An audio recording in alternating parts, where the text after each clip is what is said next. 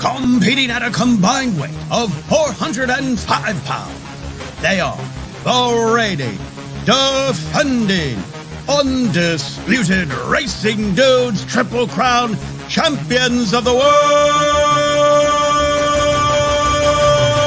the Magic Mike Show.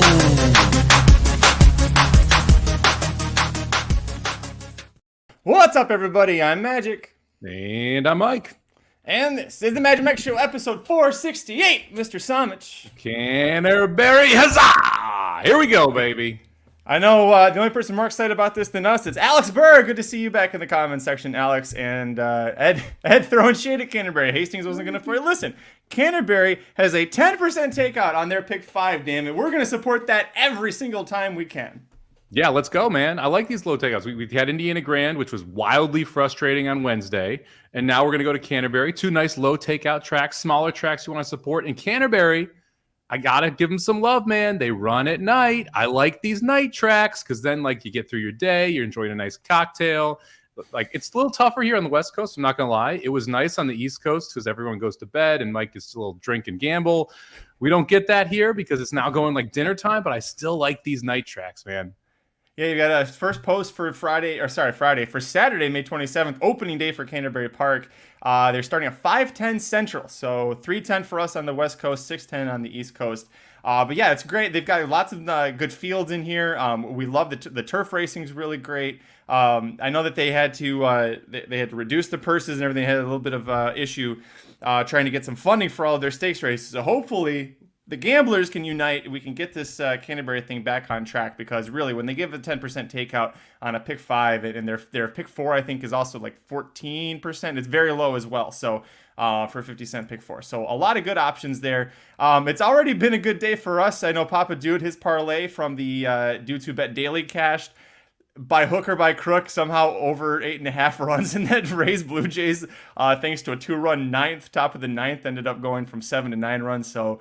Yeah, we'll see if I can get lucky twice here, Mike. That was a hell of a finish to that game. That's the reason why you play 9 innings, man, so you can hit the over. That's all it is. Yeah, that thing was dead. It seemed dead over early and then dead under late.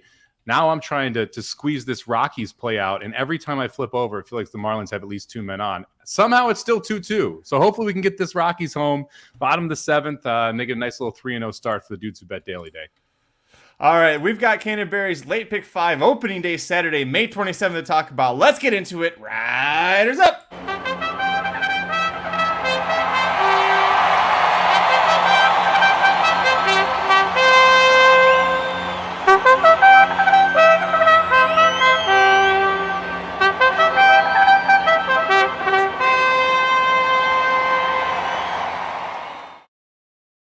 All right, Mike, here we go. First leg of the Canterbury late pick 5 on Saturday, May 27th. Race 5. This is also the end of the early pick 5. 7 older males plus 1 also eligible. 1 MTO, I should say, routing a mile on the turf. So these are either non-winners of 2 in the last 6 months, non-winners of 1 in the last 3 months, or non-winners of 4 lifetime. Take your pick. You get lots of open eligibility here. Minnesota breds, they're in for 12.5 tags. All others run for 7.5. You and I, not only do we have, we agreed on the same single, we have the same number of horses we're using in every single leg, and we've got agreement in every single leg, a scattered agreement. So we have the same tickets, the ticket cost and everything. It's crazy how this panned out, but start us off. Where'd you go on top in race 5? Little odd. Not surprised we're both spreading in the race we're spreading. Not shocked we're singling in the race we're singling, although you probably could have singled one of 2 horses in that race if you wanted to go either way. So we'll get to that a little bit later. We're both starting out 3 deep here, since I'm starting out 3 deep. I know you are too. I like the 6 Go for Gold on top, 7-2 here for a horse that the last 5 races all at Canterbury. Now we're coming off a long layoff, but the layoff doesn't scare me as much because if you look at the 2 races off a layoff in the back form, both of them were very good races from this horse. I think the pace sets up well for Go for Gold here. Should be coming from off it. Michael Buehler, one of those trainers that does very well here. Hernandez, a jockey who does very well here, has ridden this horse twice before. Rode both of those to second place, barely second place finishes. So I guess one of them won in a dead heat. This is one that just to me is really logical. We know likes this Canterbury turf course, is 2 for 12 over it, has hit the board 7 of those 12 races, is also 2 for 11 going this distance over the turf course, and has hit the board 7 of those 11 tries. So consistent horse, I think, is going to be there at the end. Like the 7-2 price too. I was expecting this one to be the favorite when I handicapped this the first time. So take a little bit of a shot here with the 6-horse Gophers Gold. Yeah, we had 2 of the 3 horses we each used here. We agreed on. This is one of them. Wasn't my top pick, but one thing that I've noticed as well that I believe you mentioned, this horse has got a really solid history of running well fresh, and you've got a lot, especially these Minnesota bred races. They either were at Turf Paradise for the winter, or they just waited until this meet started back up again. And this is a horse that, third on debut as a 2-year-old. Then he comes back from a 308-day break and breaks the maiden on the local dirt. And then after a 278-day break, third against Minnesota-bred allowance horses, so better company than this. Then you fast forward another year, 256 days off. It gets another third against Minnesota-bred allowance. And then last year, 211-day layoff, misses winning against higher level claimers by a no. So the horse runs well fresh and is coming off of another very long break here. So I agree with you. This is a good horse to use. The other one we agreed on, the number 2, Thick Haze, your second choice on the morning line at 3-1. For me, there's a lot of horse for course angles that I used in handicapping this, and I think probably you did too. Horse is 5 for 8 on the local grass. First 4 starts on turf after starting on dirt. They were all wins. They were all routing, all here at Canterbury Park. Tried tougher company those next 2 races, wasn't a factor. Then dropped back down to this level, won again. Went to Turf, and we're going to do that a lot. Turf Paradise struggled a bit, was kind of spotty here and there, but the one win in that span came in an off-turf race at a similar level with this same jockey on board. And this horse was with trainer Esteban Martinez for most of that. No offense to Esteban, this horse kind of got rescued from there because you see as soon as he got claimed out, and next out gets a second, claimed from the James Brown barn, gets second again. So as soon as we got away from Esteban Martinez, for whatever reason, the horse started improving again. I think this horse is in form, back at a track where it loves, and I'm surprised this isn't the morning line favorite. Yeah, me too. This is another one where it just kind of makes sense. Should get a really nice trip here. Should sit right behind the speed, be able to make a run around the far turn. Hopefully good enough to be able to get the job done.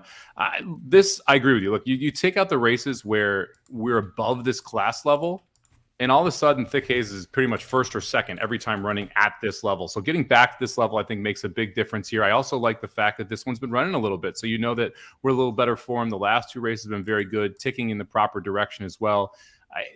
Again, you mentioned it, 5 for 8 over this turf course, 4 for 11 going to turf at this distance. I mean, those are tough to try and fade away from, especially since this Canterbury turf course is one where you want to focus on, hey, does the horse like it? Because if so, it's one you definitely want to include in your ticket. So I thought the 2 Thick Haze made a ton of difference.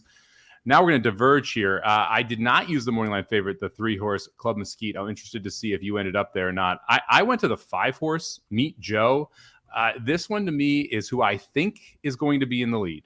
And the 2 turf races on the page are both good enough to compete with everybody else. And if the 5 ends up in the lead and those 2 turf races show up, I think 10-1 is a great price. Lindy Wade, 0 for 7 for the year. He's been out with injury. Now he's back. He's another jockey who does very well at these type of circuits. I think he puts Meet Joe up front, and it's going to be catch me if you can a little bit. So I'm going to go 2, 5, 6 to try and get through this leg.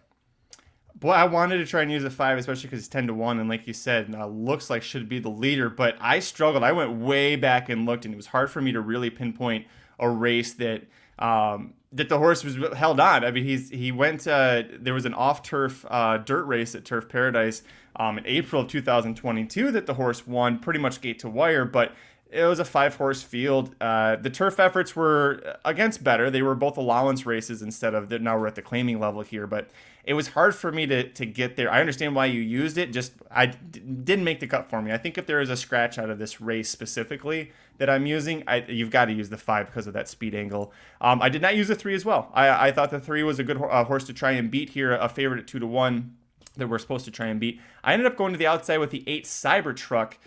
This is a horse that I got an upgrade to he's taking a big class drop after running at Santa Anita and against starter allowance horses at Turf Paradise. Now, I praised the two for getting away from Esteban Martinez. Maybe just didn't know how to handle that horse, because now this horse is going to Esteban Martinez. I was wondering how you can handle that. Yeah, no, it's one of those things. I'm like, well, Satchel Stevens was 0 for 12 so far this year and hasn't really had a good runner all year long. So that's an upgrade from Satchel Stevens. But I also like that he and Jockey Jermaine Bridgemahan, they've won 20% in the last year together. Martinez does all right at Canterbury Park, 10% winners. He's overall a 19% winner.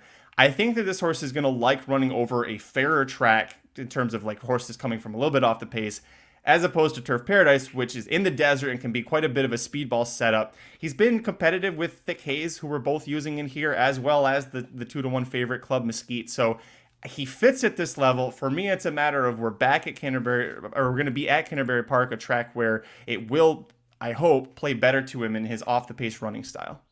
Yeah, I have the 8 in 4th. And the problem with me, and the reason I use the 5 instead of the 8, is if I use the 8, I probably am using the 3 too. And then all of a sudden I'm using a 2-1, 3-1, 7-2, and 4-1, the 4 choices in a 7-horse race. I didn't want to go 4 deep using the 4 favorites.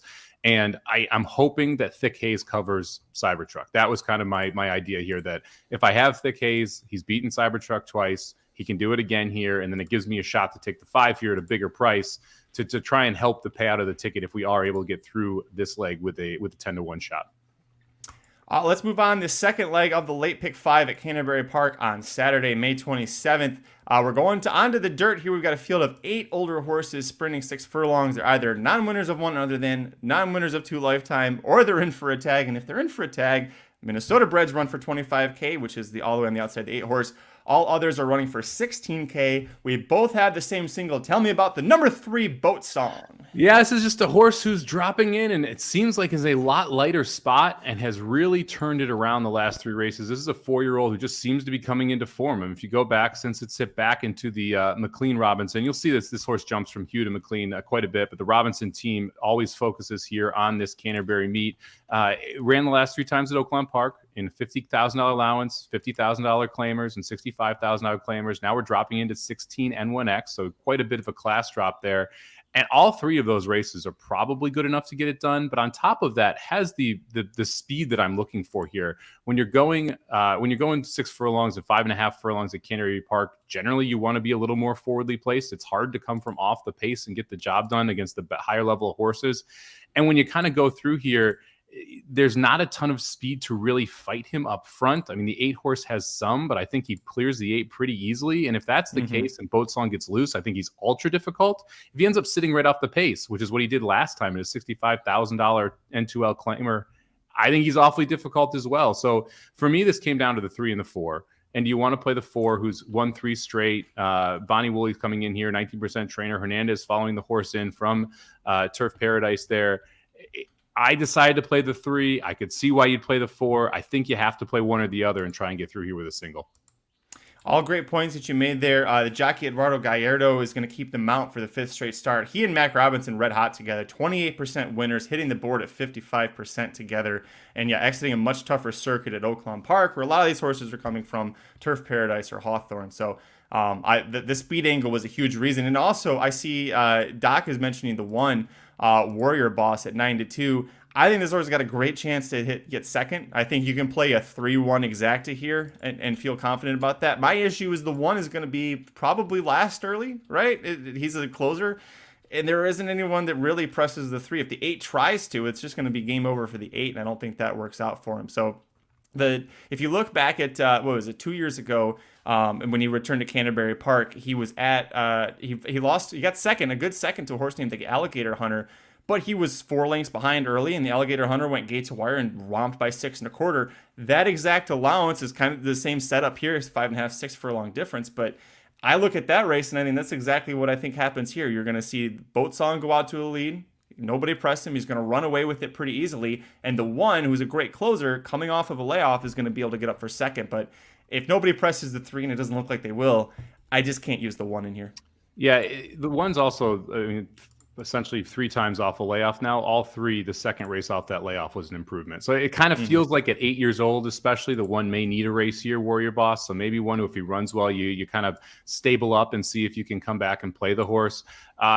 The 5 horse, I think, is a little bit interesting as well, coming from off the pace. It was in a little bit lower levels at Oaklawn than some of the other horses here, but it, to me, has the ability to kind of run up into the trifecta if you're looking for a little bit of a number. 5-1 there on the 5 horse. So I think it's 3 or 4 on top, and then to me it was the 1 or the 5 who's going to be the other horses that are involved in this. But because, again, those are the 4 choices, this isn't a race I'm looking to spread. It's a race I'm looking to single and try and get through. And then with the 5, which I thought was Colonel Klink's a little more PG of a name. This horse was initially with Joel Burnt, who is a trainer we're going to talk about a lot this sequence, and a top trainer at Canterbury Park. He was forwardly placed when he was running with Joel Burnt. Ever since Richard took over, or Chris Richard, however he pronounces it, he hasn't been forwardly placed. He comes from off of it. So that, again, is like, well, if I'm taking a horse off the pace, it's going to be the 1. Maybe the 5 gets up for the trifecta, like you said, but probably as far as it goes there. But we definitely agree. Singling the number 3 Boat Song here at 2-1. What kind of odds do you think we end up getting? Because it's 2-1 favorite. Are we looking at like a 6-5, 7-5? I would think you're going to get. Man, see, the thing is, the 4 should take money too. And I think the 1 does take some money. So I would hope we're getting like 8-5, but I wouldn't be shocked. Like the other part, we were talking about these small tracks. We talked about Indiana Grand on Monday. Now we're talking about Canterbury. Favorites get overbet pretty aggressively at all of these tracks because you have that, I'm not going to say public money. And Canterbury actually is a pretty big public track because the on-track handle at Canterbury is shockingly high. I mean, there's a lot of people in Minnesota that go to Canterbury, and opening night will have quite a few people there. That tends to get favorites over bet. So maybe we end up in the 6-5 range. I like to actually bet this horse to win. I'd want probably 9-5, 8-5, which it might be a little bit of a pipe dream. And the 4, a winner of 3 straight at Turf Paradise, but coming off of a bit of a layoff and kind of now 8 years old. Like we were talking about with the 1 who's 8 years old, I should say. The 4 is 5 and sometimes needs to take a little bit of a step forward off of the second time out after a layoff. So we'll see what happens here. We both like the 3. We'll move on. The race 7 now. This is going to be the 3rd leg of the late pick 5, and it's got 9 females 3 and up, routing 7.5 furlongs on the turf. Minnesota breds in for 15K tags, and they can be non-winners of 3 lifetime. If you're not a Minnesota bred, you're in for 10K tag, and you have to be non-winners of 2 lifetime. I love the conditions here. Canterbury does a great job of, if you have a Minnesota bred, they really try and help stack the deck for you. I don't say that facetiously. Like, it's a very smart idea here to try and give them a little bit of a leg up and make it more competitive here. Where'd you go on top? I went with the 7 on top, Jewel Azul. I don't love this horse, but this horse has the best races. And kind of when you look through this field in the turf form, it leaves something to be desired here. I thought this was one of the tougher races to handicap on the card, but Jewel Azul to me made quite a bit of sense. The fact that you have Wooly with 2 in here and she's going to have the 8 chocolate freckles set up the 7, I think is a positive sign as well. Should get the pace that you need for Jewel Azul to be able to come running late. And that really is what this horse wants to do. Again, like if you look at the inside, it's hard to really like any of the inside 4 on turf. Maybe you can make a case for the 3, but I didn't really try to. Same with the 5. And so you're really left with these 4 outside horses and deciding, okay, how do I want to play this? How do I think this kind of plays out? And for me, when you kind of get down to those 2, or down to those 4, the 6 and the 7 are the class of it. And I think the 6 has the better setup. The 7 has the better setup. So I ended up with the 7 Jewel Azul on top. Another race where we each went 3 deep, and we agreed on 2 of them. This is one of them. Was my second pick here. The other one we agreed on is my top pick. But despite being winless on turf, she's got 3 seconds in the 3rd and 7 starts here at Canterbury. You mentioned that Wooly's got 2 in here.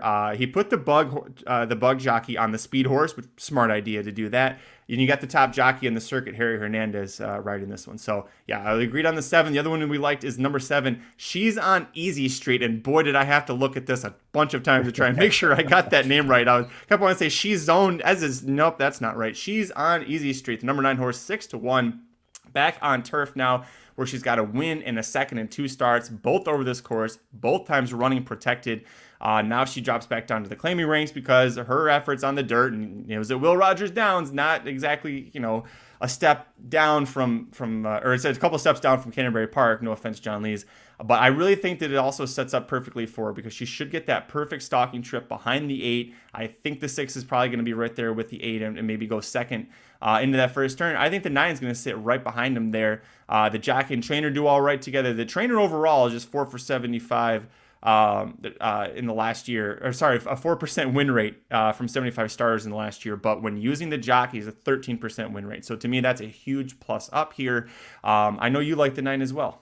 Yeah, she's one Zest Reet, right? Is that right? No, there's so many different ways you could end up pronouncing this horse if you want to break it down phonetically. I like that. To me, look, you go back to the 2 Canterbury Turf races, and I think when I talked about not a ton of form on the Canterbury Turf or turf in general, those 2 races where it just ends up running second in the maiden special weight and then wins a maiden special weight, probably the 2 best races on this horse's entire past performances. Now we're getting back on the turf, specifically here at Canterbury. Has some tactical speed, so should be sitting closer to the pace than the 7 Jewel Azul. I know. I think that she gets the right trip here. I think the price is right at 6-1.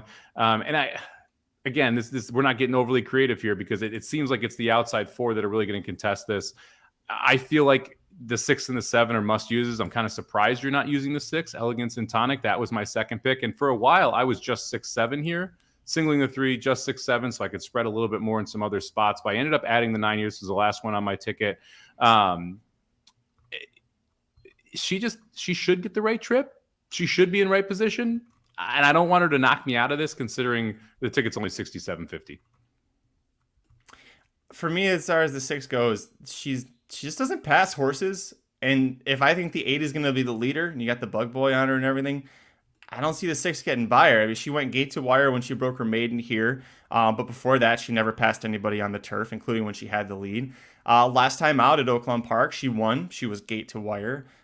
There's a race back at Hawthorne from last November where she was 3rd and then finished 2nd, and she kind of gained a little bit there, almost got the win. But that's the only time I can feel like you can really say that she had any interest at all in passing horses. So otherwise, if she doesn't have the easy lead, I don't think she's winning. And so at 3-1, I didn't want to try and find out at that. She is the 4th up for me. So it's funny that you used her and I didn't, but I could understand why you would want to use her. She should like getting back on turf and at Canterbury.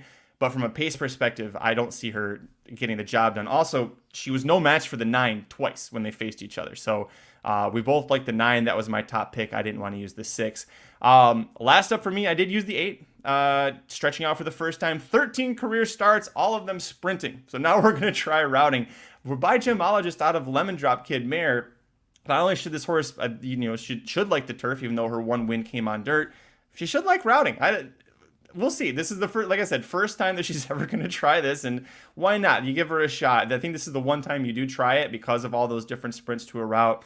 I mentioned Woolie's got the Bug Boy up. They're 2 for 5 together in the last year. Bug Boy's winning at a 17% rate right now, which is pretty strong as well. And also, 4 of the 5 starters that he's had with the Bug Boy up, they've hit the board. So I feel like the Bug Boy fits the barn pretty well in the limited sample size. I'm just taking a shot on her because I think that she's going to be leading off the turn, and it's just a matter of if she's good enough to hold on. But I feel like she's going to have that shot coming off. Yeah, I mean, the reason I picked the 6 over the 8 was I think the 8 is going to stop and the 6 is going to inherit the lead in the backstretch. Like, I'm not sure how far this 8 can go. And if we go 21-44 and the 6 is comfortable in second, basically the leader of the rest, the 8's coming back, right? And I don't think 21-44 is logical. I think you're probably going to see 23-46, which I still think is way too fast to be able to hold, and probably a 5 or 6 length lead, which means that the 6 basically gets to lead the rest. Doc brings up the 2. This was the one horse I tried to make a case for and just couldn't get onto the ticket. Made Disco. The horse broke its maiden last time over at Oakland Park. It has shown the ability to come from off the pace, but the trainer combination with the fact that there's not much turf pedigree was the reason I ended up not going with the 2. But if I was going to get crazy with the price, the 2 would be the one I'd use.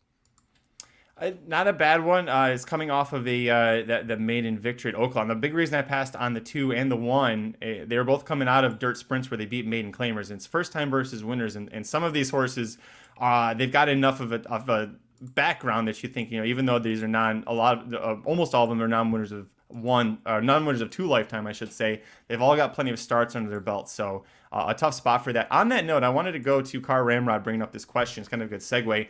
Carl Ramrod asks, how do you handle assessing class with a horse that's running for maiden 20K at Oaklawn when they go to a place like Canterbury? Do you give the horse a bump because they're leaving Oaklawn to Canterbury, or is it case by case for you, Mike? It's pretty case by case. A lot of it is who they're facing and what trainers they have. Like Robinson will do that a lot, and it kind of fits. And so you can generally say, okay, if you're going from, it's a little harder. So like, May Disco, for instance, going from state bred 12.5 claimers, Archie bred 12.5 claimers here to open company $10,000 is, in my mind, almost a step up in class because it's a maiden special weight 12.5 state bred to open 10. So I think this is a tougher field. If you look at like, okay, a $20,000 claimer at Oaklawn versus a $20,000 claimer at Canterbury, it's a drop in class, right? If it's just apples to apples, it's 100% is. Kind of in general, how I handle it is that if a horse is going from a purse, so like if you look at like the $40,000 claiming level, $30,000 claiming level at Oaklawn, where the purses are 30, 40,000, and they're going into a allowance here, that to me is about equal class levels because of the purse sizes and the horses you're going to get in. So for me, a lot of it is purse value when you're going from Oaklawn to a track like this to try and create kind of where the level is. But it's definitely not apples to apples going from one to the other. And you got to check specifically with the Turf Paradise races, with the Oaklawn races, with the Hawthorne races, were they state bred?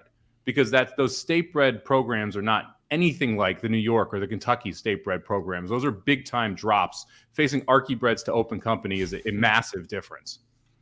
One thing too that Aaron Halterman taught me a while ago is if you have a horse that breaks its maiden for a claiming tag, next out you should run the horse back for half of that. That's the suitable for half the price. That's a suitable spot. Now, because this horse is Minnesota bred, she's running for 15, but the other horses are in for 10K. So this is kind of if this was an open claiming race, that she's in for 10K. So the one I think makes sense, and being by Stormy Atlantic, I think it fits. Is that Arkansas bred angle for the 2. I'm like, that's the only reason you got that job done is because you faced a bunch of Arkansas breds that don't even like to go 3 furlongs, let alone 6. So. Well, and one thing I would also say is like if you're going from Oaklawn 20K maiden claimers, to me that's about even with Canterbury 20K claimers if they're both open, right? So you don't need that half drop if you're taking a drop down in track level. So if you're at Oaklawn, you run 20K maiden claimers and you win, 10K claimers is probably where you fit at Oaklawn. If you run at 20K maiden claimers at Oaklawn and you go to 20K claimers here, that's probably where you fit. So the drop isn't as steep if you switch from an A track to a B track. But if you're on the same circuit, I agree. You want to basically cut in half generally. All right, let's move on. The penultimate leg of the Canterbury Late Pick 5 on Saturday, May 27th, race 8. This is where things get nutty for us. And we both used 5 horses. We only agreed on 2 of them. So one of the few horses we don't talk about is probably going to win. But we've got 12 Minnesota bred males, 3 and up, sprinting 5.5 furlongs. N1X, Allowance Company. Nobody's in here for a tag. That means shit's about to get wild. Where'd you go on top? Yeah, time to go some price hunting. On top, I went to the 12 horse, 9-2 Roses by Liam. Tim Padilla brings this one in from Tampa. Look, the last race was by far the best race anyone's coming out of. That was a $75,000 N1X allowance. Broke the maiden for $24,000 the previous start. It seems like this horse wants 1 turn, not 2. So I'm willing to excuse that last race against winners, going that 2-turn mile. Now we're cutting back down to this 1 turn, 5.5 furlongs. Little concerned we're not fast enough early. That is my biggest concern with the 12 here, that we're going to come from off of it. But the fact that we get Quinones up, the fact that Padilla has this horse here, and the fact that this horse has shown some speed early at Tampa where they generally go pretty fast makes me feel like we're going to be close enough to the pace to get home with a big kick. So I'll put the 12 Roses with Liam at 92 on top, but I'm going to try and go price on here because I do think there's quite a few horses that you can get at a number. Same. Yeah, there's a bunch of horses I like that. And honestly, the 3 horses that we each went price hunting on are the ones we disagreed on. So we really went hunting on that one. I almost made Roses by Liam my top pick. That you kind of nailed it why I didn't. And that's because if this was 6 furlongs, I feel a little more confident. 5.5, I'm worried is going to come just a little bit too short for this horse. But all the other angles you mentioned, I love. My top pick, which you didn't use, number 9, Happy Hour Bobby at 6-1. To me, this horse is back to where he fits class-wise after he tried some Minnesota-bred stakes last year. If you take out the 3 stakes tries he had, which includes finishing a close third, going 6 furlongs here, he's got to win 3 seconds and 2/3 in 6 starts. He's never missed the board when he's been running here at Canterbury. Top trainer Mac Robinson, top jockey Harry Hernandez. I think this is a great combination here. I was surprised that you didn't use. This is the first time for Mac Robinson and wasn't with his brother before. I was with a different trainer, Bernal Roan. But tell me real quick, why you didn't use the 9 horse? I don't think he's going to be able to hold on. If there wasn't so much speed side on here, I would have used the 9. And you mentioned the seconds.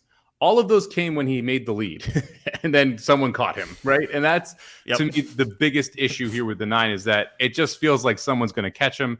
Last May 18th, we opened up at this level, going 5.5 furlongs, went 21-4, 44-4, which I think is about what you're going to see from a pace perspective. And someone caught him. Ended up running second, 3 lengths back.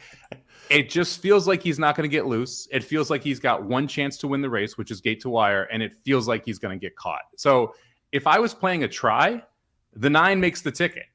If I'm trying to pick the winner, I don't put the 9 on the pick 5 here. So that's kind of why the 9 ended up off the ticket for me. And I was trying to even say, like, well, it's, a lot of those races were 6 furlongs, so he cuts back to 5.5. No, he raced at 5.5, and he got caught that day too. So, listen, maybe Mac Robertson makes the difference for him here. We'll see. All right, where'd you go for your next pick here? Yeah, if you're going to make an argument, it's you have Hernandez riding through and Robinson, the trainer, right? That could be the difference if something changes. The 2 horse was for me the second pick, Silver Dash, 3-1. No shocker here. This horse has shown speed at Turf Paradise.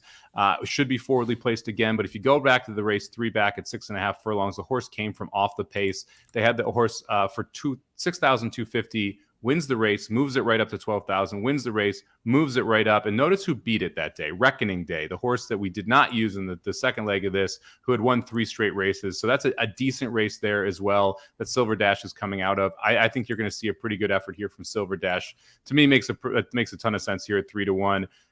Again, don't love the price, and I think that there are horses at prices that can win. So I like the 12 and the 2, but not overly confident in either of them getting the job done, though. I love it. This was the last horse that made it on for me, and I didn't want to use it. I was like, God, this horse won 2 straight. And then you talked about the moving up in class and how the horse was still doing well. Another Esteban Martinez horse. Listen, he just couldn't. Nobody's perfect. Esteban had the one horse that he just couldn't quite figure out and improve when he left. But otherwise, he's a good trainer.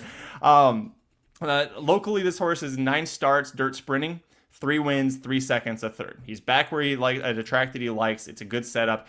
There is a lot of pace. You could see 3, 9, and 10 all go. The 4 and 6 will probably be more forwardly placed.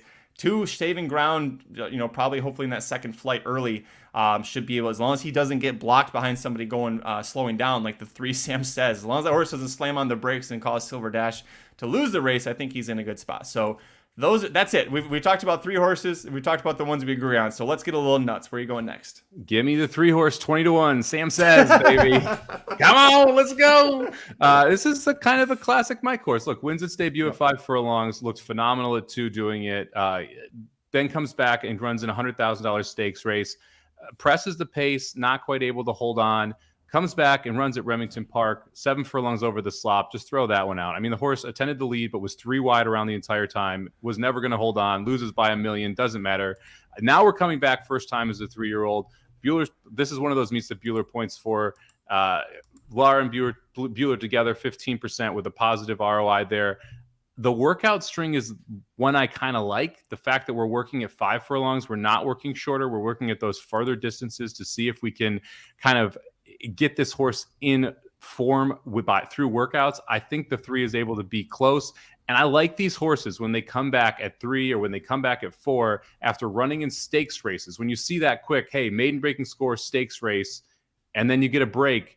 A lot of times you get big efforts first time out at 3, first time out at 4. So I'll take a shot here, 20-1 with Sam says. I did look at this horse. My biggest concern is that, 2 concerns. One, I don't think he gets an easy lead. And you saw the 6 furlongs. It was a stakes race, but the second career start kind of got challenged a little bit and just threw in the towel.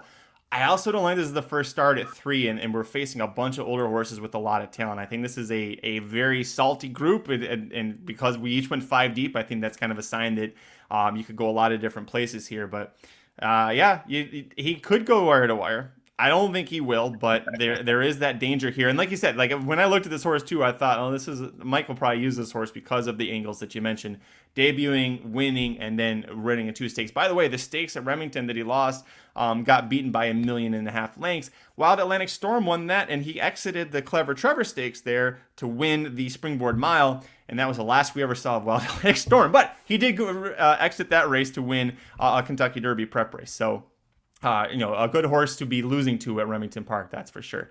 What happened? Rockies just took the lead in the bottom of the 8th. Hell yeah. All right. There we 3-2? go, baby. 3-2, yeah.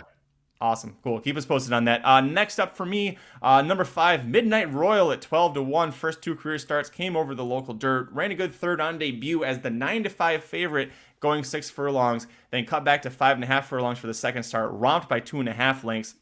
Tried turf routing. I don't know if it was the turf, if it was the routing. That first effort was a complete disaster. It was also first time facing winners.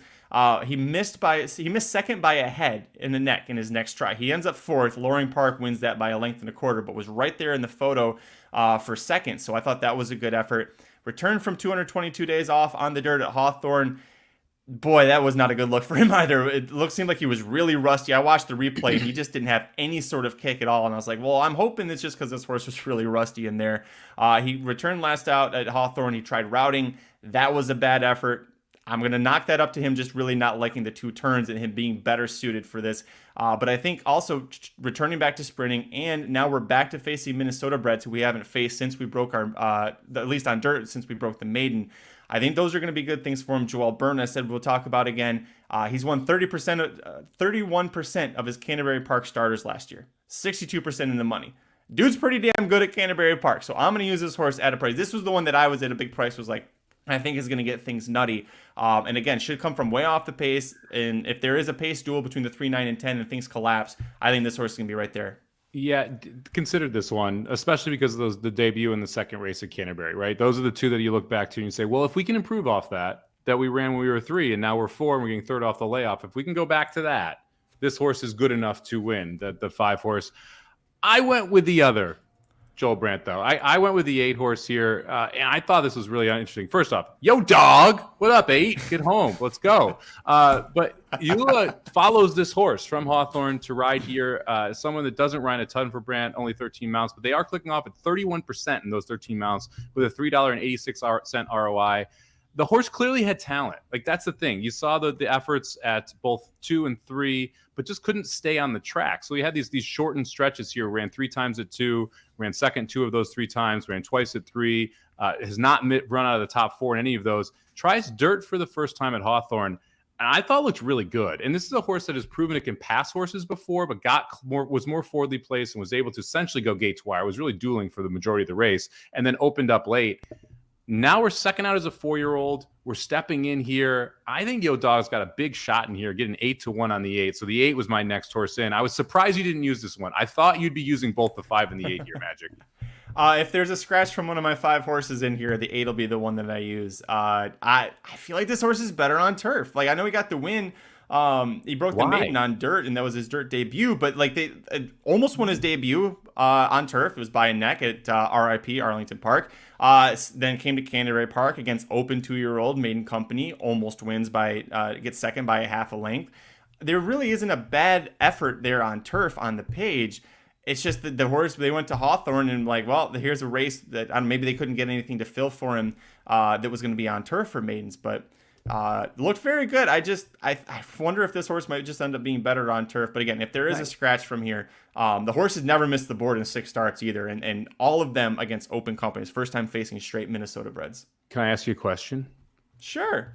What if the horse is better on dirt? What if all 4 of those races were the floor, not the ceiling, baby? And now we are going to rise up and see the best effort that Yo Dog has put together. Serious question though. It's a Ghost Sapper out of a Blame Mare.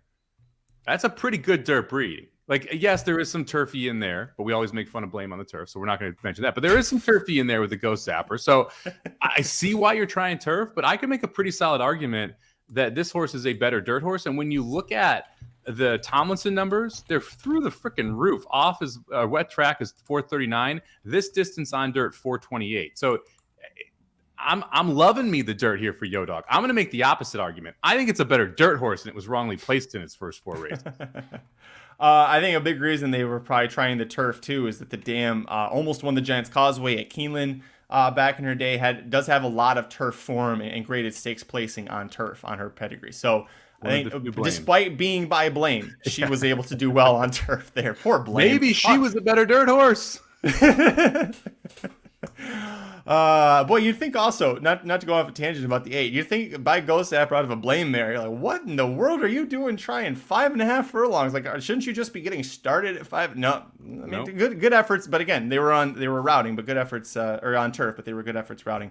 Anyway, next up for me, last one, since we talked about all the other ones I used, number 7, Outrun 'em at 6-1, cuts back to sprinting after running in a pair of pretty tough allowance races at Oaklawn Park, going a mile, 2 turns with that short stretch there. The win 2 back was at 37-1. It's a big upset, but that race has also come back pretty well. And I was going to leave this horse off, and then it went back because of that 37-1 price, and thought, well, now it's 6-1 here against Minnesota breds. That race has had 2 winners, a third from 5 others who ran back. So I thought that was a good effort there. I can't explain why the horse didn't do well. And it was a big jump up in class last time out at Oaklawn Park to face complete allowance horses as opposed to starter allowance. But he also broke really slowly and just never asked to engage in the field. And you talked about it before. When you get a horse that likes to be closer to the pace, like 2 back, and they break slowly and they're 5.5 lengths back, and it's a 7-horse field, they're like, this sucks. I don't want to do this right now. And, just like me on some days when my, just not feeling the run, you're just like, I don't want to do this. This sucks. I'm going to go home. So I think that's the horse's position there. Back to facing Minnesota breds, I think hopefully jumps this horse back up. Yeah, this was one of those I went back and forth on. What sold me was the 0 for 11 at Canterbury and 0 for 3 at the distance. And then you go back to the other sprint races, like the 6 furlong races at Oaklawn. There were 3 of them this year. 7th by 8 lengths, 8th by 10 lengths, 6th by 9 lengths. I don't think this is a 1-turn horse. That was my big concern, especially in a race where at 5.5, you can't be coming from the clouds, right? And I have a concern that the 7 is going to come from the clouds. Now, this is a different horse than what we have seen in those other 11 Canterbury efforts, and that would be the argument as to why you excuse that, because this horse is clearly improved. And so the question is, can he replicate those mile efforts at Oaklawn at 5.5 in Canterbury? And if this horse was 20-1, I'd be willing to find out. But at 6-1, I'm a little less willing to find out. Yeah, that price was a little hard to choke down there, like I said. But hopefully he gets ignored on the tote because of that last effort at Oaklawn Park. So I went 2, 5, 7, 9, 12. Do you have anyone left to talk about? I'm going to take one more shot. Give me the 1 horse, North Arm Bay, 15-1 for Troy Bethke. Got Lindy Wade in the saddle. This horse, 1 for 10 at Canterbury, but has hit the board 6 of those 10 races, run this distance twice, hit the board 1 of those 2 times, including off a layoff in a maiden special weight. When you watch what they did with this horse, they clearly thought highly of this horse, right? They put it into a $100,000 stakes race as a maiden. It breaks its maiden, goes right to a $60K stakes race. They run an allowance back to a $100K stakes race. First off the bench at Fauner as a 4-year-old, let's throw it into a $21,000 stakes race. So they think this horse doesn't suck, right? And the pace setup, this should be pretty quick here. The 1 should get a good trip, and you're getting Lindy Wade on a horse that's second out as a 4-year-old. I'm willing to take a little bit of a swing at the 1 as a horse that could sit close to the pace and surprise at a big number. So I went 1, 2, 3, 8, 12 here. You might not, the connections might have thought that the 1 doesn't suck. You know who does think he sucks is the number 9, my top pick, Happy Hour Bobby. Finished ahead of him 3 times that they faced each other, including a maiden win. But no, that's you're getting a much better price, 15-1 versus 6-1. Well, real quick before we move on, I saw Michael Olsen talking about the 11 Color Me Legendary at 10-1. Neither of us used this horse. For me, this horse has got 1 win on the page and 8 just total disaster races after that debut win. So that for me, I was like, I think this horse kind of got lucky once, and I'm not going to use this horse in this position. What about you? Look, if you're 5 or 6 deep and you're including this one at 10-1, I don't hate it, right? We just made arguments for 6 different long shots, right? Yeah. This would be another one I think you could make an argument for if you like the horse. My handicapping style doesn't get me to this horse just because I don't see a race on the page that wins it. And I like Your horse Outrun 'em has beaten this horse. It's just a lot of different horses. Silver Dash, Happy Hour Bobby have both beaten this horse here at Canterbury. So it's hard if you can't. You got to say, hey, we've got to improve off that one race, because that's the best race this horse has run on dirt. The best numbers for this horse have all come on turf since then. If you did take the logical progression forward, yeah, the horse could win. I'm not willing to bet the horse will take that logical progression forward on the dirt here. Dave asking if his name was Simon Says instead of Sam Says, would I like the horse more? I might. I know that would get my wife to bet him. That's for sure. Yeah. She got really mad at me because she likes the National Treasure movie. She got really mad at me after National Treasure won the Preakness. It was like, why didn't you tell me there was a horse named National Treasure in the race? I would have bet him. I was like, well, because you also hate Bob Baffert, and that's who trains. She goes, oh, yeah. I love the National Treasure. I was really disappointed in the National Treasure show. It started out so good and ended so bad. I stuck around.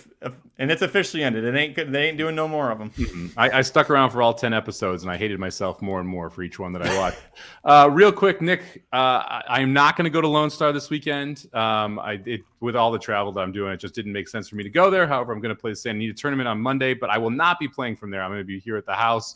And then one more question that I saw that I want to answer. Oh, do racing dudes own any horses? So Aaron has owned horses in the smaller tracks, the Prairie Meadow world. I used to be a partial owner in Slam Dunk, so I own probably 10 or 12 different horses through that process. Magic and I have both gotten involved in my racehorse at different times for horses there as well. It's a ton of fun owning racehorses. It is a wild money suck if you don't have a boatload of money, right? I mean, that's really the key, because if you want to own racehorses, you got to use them as tax write-offs to make it even close to financially viable to own a bunch of horses, or you just have to have so much money that you can get this massive portfolio and eventually one hits and pays for everyone else. It's really hard outside of that. But yeah, I think 3 of the 4 of us have owned horses at one point or another. Yeah, Aaron's, as far as I know, Aaron's the only one that actually has his name on. Like, he actually has the owner certificate and everything. He had to do the application for it. He has 2 Double Numbers and Husker Butch. I think Double Numbers is running on Monday. One of them runs on Monday in a 6 furlong race, and I think it's Double Numbers because that horse barely even gets out of the gate and going at 6 furlongs. So we'll see what happens with that one. Rockies are opening up like Flightline, baby. Let's go. Let's go. Yeah, Tiz the Magician's the best one that I've ever owned. I have a couple more that are still kind of tinkering around for my racehorse, including 63 Caliber, who's a gun runner filly, a graded stakes winner going 2 turns, which is fantastic because it might actually turn a profit on that one when they sell her at Keeneland this fall. But let's get back to things. We got one more race, Mike, the 5th and final leg of the Canterbury Late Pick 5, Saturday, May 27th. Race 9 is the Lady Slipper Stakes for 10 older Minnesota-bred females, sprinting 6 furlongs on the dirt. There are 2 stakes on the card, but the 10,000 Lakes is very early on. It's got a big favorite in there, so there's a reason for that. This one looks pretty damn good. You've got some good horses in here, too, for the Minnesota-breds. Where'd you go on top?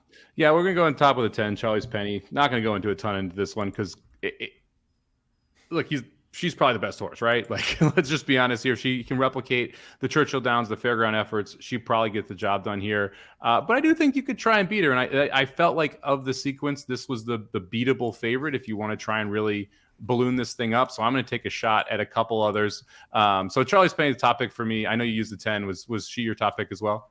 Yep, top pick. 5 for 11 lifetime, 9 for 11 in the money. Last year, Chris Block, her main trainer, loaned her to Joel Burnt. She came here, won a 6 furlong Minnesota bred stakes by 5 1/4 lengths. Same exact situation we got here. And 3 of the 5 horses she beat that day that finished 2nd, 3rd, and 4th, actually, they're all back in this spot. And they saw that she came back. They're like, God damn it, this horse is back. Stay in Chicago. That's what they're probably thinking here.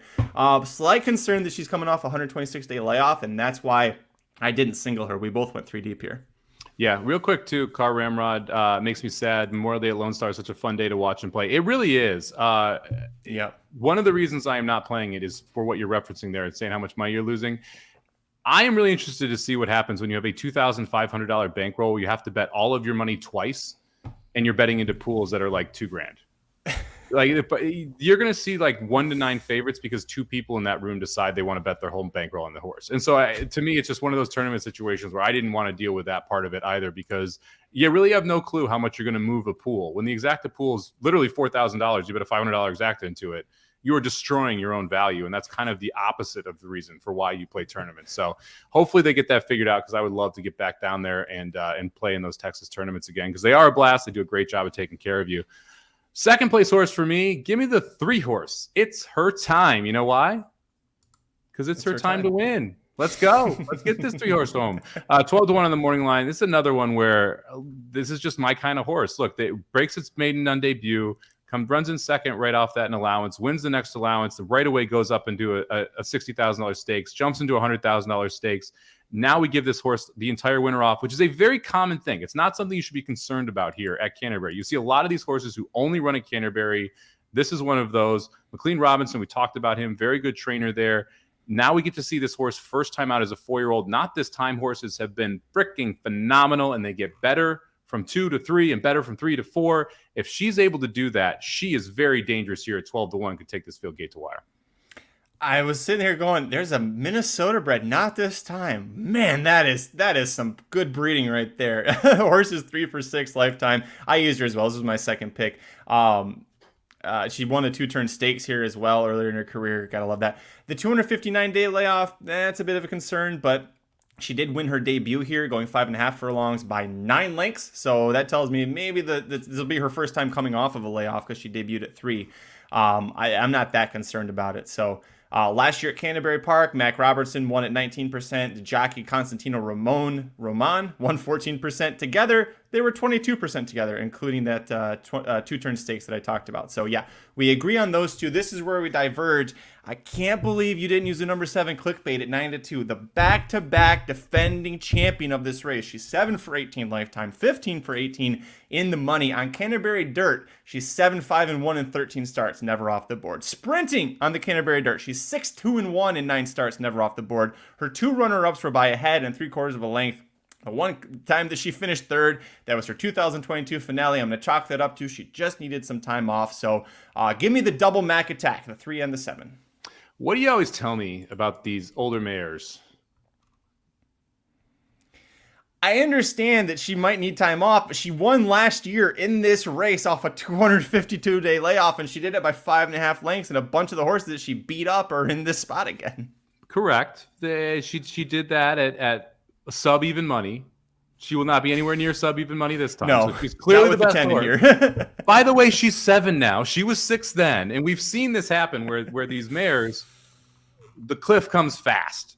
Yep. I'm worried the cliff came at the end of last year because her numbers regressed pretty aggressively from what we had seen at 5 and 6 to what we saw at the end of 6. And so for me, that's why I kept clickbait off the ticket. It's just that late regression, specifically the last 4 races, which are 4 of the worst races of hers going all the way back to 2020, make me concerned that we may not be the same horse we were at 6 early or even 5 when we were better than we are now here at 7.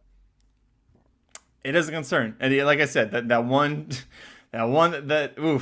time she finished 3rd, and she's never finished worse than 2nd, sprinting on the dirt at Canterbury, and then she finishes 3rd by 7.25 lengths.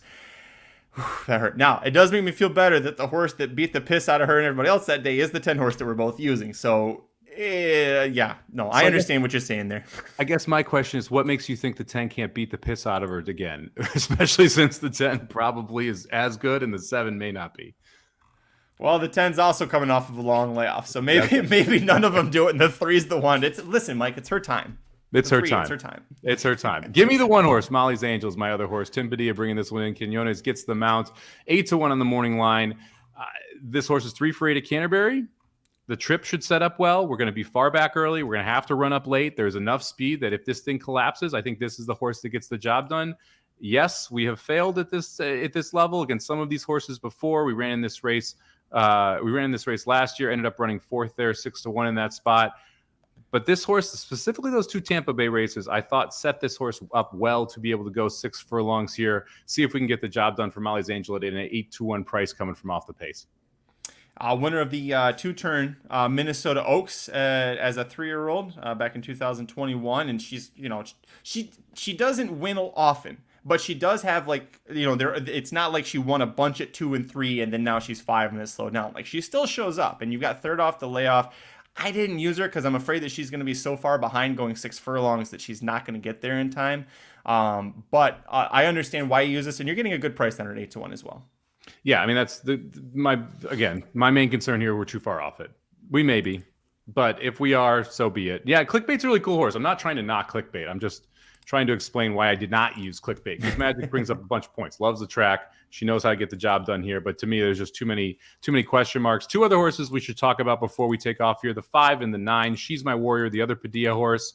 I just don't think is good enough to compete with this. And then the 9 horse, Ready to Run Away, a horse that competed in this last year, who's been, done very well here at Canterbury. 14 for 19. By the way, 19 for 19 in the exacta. Neither of us used. Why didn't you use the 9? It was hard for me to come up with a way in which she wins this, and the 6 furlongs is a little bit of a concern. She loves to hit the board, but for me, I think maybe her best days are behind her as well. She had a lot of wins strung together in 2020, where she went 1, 2, 3, 4. She was a neck away. She won 4 races, 4 of 5, and she was a neck away from making that 5 for 5 at Canterbury. And that neck defeat was her try on turf. So I think this is a horse whose better days are behind her.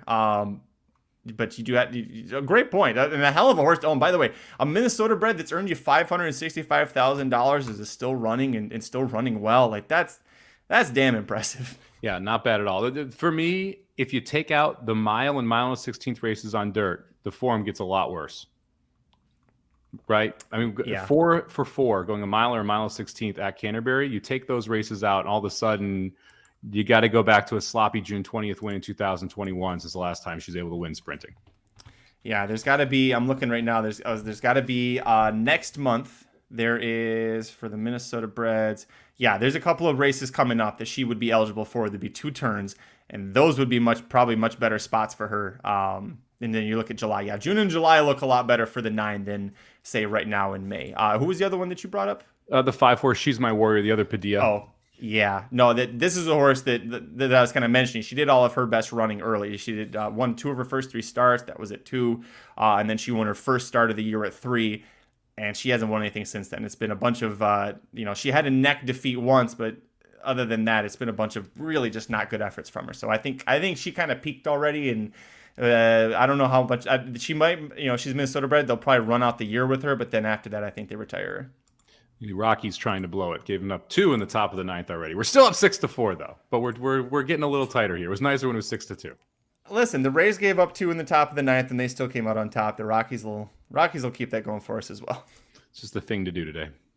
That's going to do it for this episode of the Magic Mike Show. Thanks for joining us for Canterbury's opening day, Saturday, May 27th. Their late pick 5. I should say opening night because it is night racing, like Mike said at the top of the show. And again, a big reason we like Canterbury, these small tracks, they've got low takeouts. Canterbury industry low 10% takeout on their pick 5. And they're actually, and someone correct me, the pick 4 is 10% as well. So even if you don't want to play pick 5, that 10% is a really, really great thing to have there. So we'll give out our tickets one last time. They're down below, but for the audio listeners, I will start off 268, single to 3, 789, 257, 912, and then 3710. That's 6750 for me. Same cost, same structure for Mike, slightly different horses.